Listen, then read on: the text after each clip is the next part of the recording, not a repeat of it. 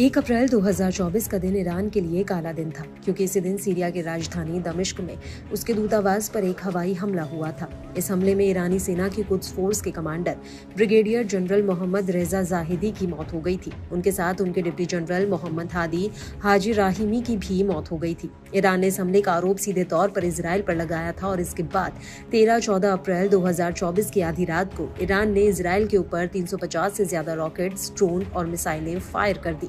हालांकि इनमें से अधिकतर हमलों को इजराइल और अमेरिका की अगुवाई में सहयोगी देशों ने नाकाम कर दिया था।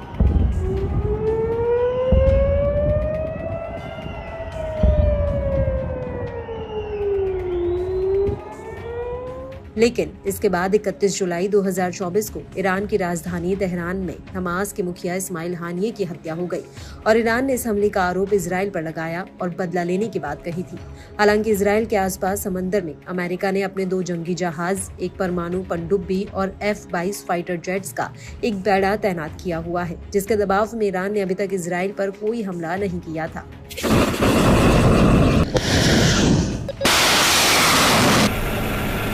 लेकिन अब ऐसा लग रहा है कि ईरान बेहद ही शातिर तरीके से इजराइल पर हमला करने की तैयारी में लगा हुआ है और इस बार ईरान चाहता है कि उसका ये वार बिल्कुल भी खाली ना जाए। दरअसल पश्चिम की खुफिया एजेंसी ने खुलासा किया है कि ईरान चुपके चुपके एक बैलिस्टिक मिसाइल का परीक्षण कर रहा है, जिसकी रेंज 700 किलोमीटर तक है।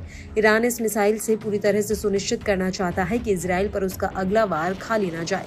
खुफिया एजेंसियों की माने तो ईरान ने इजराइल पर एक दूसरा हमला करने की योजना बनाई है और ये हमला हानिये की हत्या का बदला लेने के लिए होगा। खुफिया जानकारी के मुताबिक ईरान इस बार इजराइल पर कई गुना ज्यादा बड़ा हमला करेगा।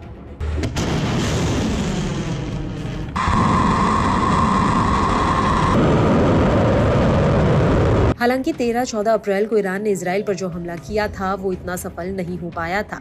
हाँ, ये जरूर है कि ईरान की एक मिसाइल IDF के नेवातिम एयरबेस के पास आकर गिरी थी और ये वही मिसाइल जिसका डिजाइन उत्तर कोरिया की एक मिसाइल से कॉपी किया गया था और ईरान में इस मिसाइल को इमाद के नाम से जाना जाता है, जो शहाबाब 3 मिसाइल का एक वेरिएंट है।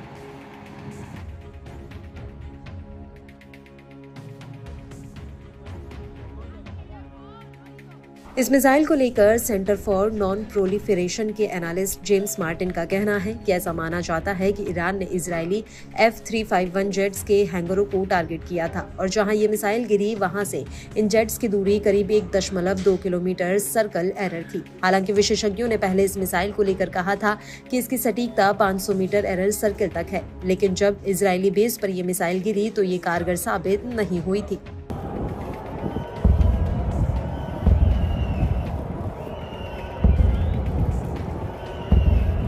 और इस हमले से एक दूसरी बात भी साफ हो गई कि ईरान के इमाद मिसाइल की सटीकता काफी कम थी। जानकारों का कहना है कि इमाद मिसाइल के खराब प्रदर्शन के कई कारण हो सकते हैं।